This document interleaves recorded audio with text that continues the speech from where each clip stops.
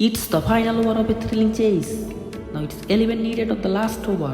First ball, a half volley, I swing hard but miss it completely.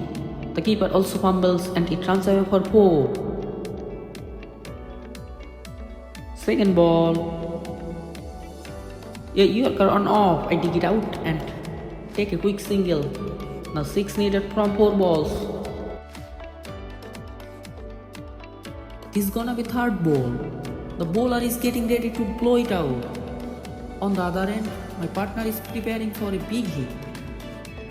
But no, he's just able to take a single. Now it's 5 needed from 3 balls. Fourth ball. This ball is vital for both of the sides as this could be decisive. But no, a wide Yorker, I stance for it but miss it again. Dot ball, the pressure's really building now. Every dot balls matter now and a simple discussion going on between two batsmen. And it's the fifth ball.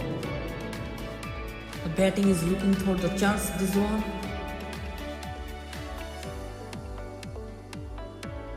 It's another offside delivery. The batsman dish out and push it away. Could be out, but no, drop catch on the offside. 3 needed from the last ball as they run 2 on the last ball.